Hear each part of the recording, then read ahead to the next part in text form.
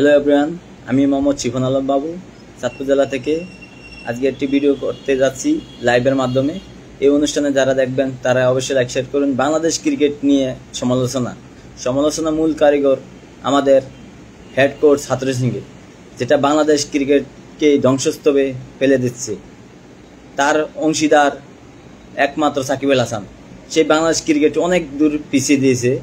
2023 সালে বিশ্বকাপ বাংলাদেশ তামিম ইকবাল অধিনায়কত্ব করে বিশ্বকাপকে মূল পর্যায়ে পৌঁছে দিয়েছিল। তার অধিনায়কত্বে বিশাল প্রত্যেকটা ম্যাচে তার জয়ের নায়ক হিসেবে পরিণত ছিল। সেই তামিম ইকবালকে বিশ্বকাপ 2023 সালে বিশ্বকাপকে তাকে স্কোয়াড ঘোষণা করা হয়নি।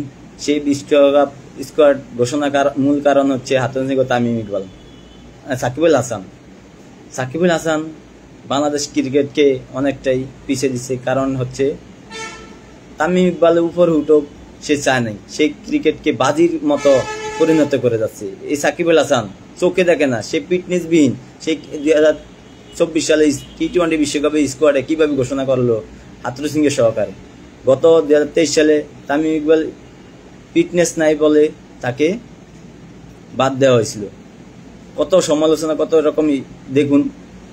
BPL, Bangladesh premier league BPL Barishal ব্রুজ চ্যাম্পিয়ন হয়েছিল সেই তামিম ইকবালের নেতৃত্বে। তার একাধিক সর্বোচ্চ রানে সে টুর্নামেন্ট সেরা হয়েছে। তাকে বিশ্বকাপে আনা হয়নি একমাত্র হাথুরু সিং এর কারণে। হাথুরু সিং চায়নি তামিম ইকবাল আসুক। আসলে অনেক কিছু ঘটনা তুলে ধরা হবে। সাকিব আল হাসান বাংলাদেশকে ক্রিকেট ধ্বংসস্তূপে, আজকে আমাদের আবেগ, আমাদের ক্রিকেট, আমাদের ভালোবাসা সব তুলে দিচ্ছে একমাত্র প্লেয়ার সাকিব আল হাসান। নাজমুল হাসান শান্ত, সে অধিনায়কত্ব কোনো যোগ্য আমি মনে করি না। যেখানে মেহেদী মিরাজ থাকতে সেখানে তামিম ইকবাল, সাকিব আল হাসান বিভিন্ন ধরনের খেলোয়াড় অধিনায়কত্ব করে আসছে যাচ্ছে, কিন্তু ভালো ফলাফল কেউই আসে না। তামিম ইকবাল সেরাই চন্দে ছিল, তাকেই বাদ দেওয়ানো হয়েছে। তামিম ইকবাল আমাদের আবেগ, তামিম ইকবাল আমাদের পক্ষে কোনো কথা বলিনি। সাকিব আল হাসান আমাদের খেলাকে ধ্বংসস্তূপে পিছিয়ে দিচ্ছে। এই দুইটি বিশ্বকাপে দেখিয়ে দিয়েছে সে কোনো ফরমে নাই, সে কীভাবে স্কোয়াডে জায়গা পায়। কোনো খেলায় ভালো খেলে যদি কোনো অংশীদার হইতো তাহলে আজকে কথা বলছিল। আজকেও গোল্ডেন ডাক পেয়েছিল। 2024 সালে টি-20 বিশ্বকাপ শেষ ম্যাচ আফগানিস্তানের সাথে 20 ওভার 115 রান টার্গেট দিয়েছিল। সেই বিশ্বকাপ ফুল ফরমের প্লেয়ার একটা প্লেয়ার পাইছি, তাই দৃঢ়কে কোনো সাপোর্ট সবাই দেয়নি। আজকে লিটন দাস একটু স্বাচ্ছন্দ্য খেলছে, কিন্তু তাকে সাপোর্ট দেওয়ার কোনো খেলোয়াড় ছিল না। সাকিব আল হাসান আইসেই হাত উঠিয়ে দিল বল। কারণটা কি? আমাদের একমাত্র খেলোয়াড়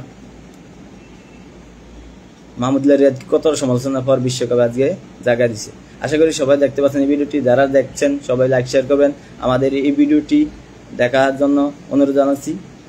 আমাদের ভিডিওটির মূল কারণ হচ্ছে বাংলাদেশ ক্রিকেটকে ধ্বংসস্তূপ থেকে বাঁচানোর জন্য একমাত্র হাথুরু সিংকে বহিষ্কার করা হোক, পদত্যাগের পত্র দেওয়া হোক। যেহেতু বাংলাদেশ ক্রিকেটের কাজী সালাউদ্দিন ভালো একজন অভিজ্ঞ সিনিয়র খেলোয়াড়, কোচের দায়িত্ব আছে, তাকে নেওয়া হোক।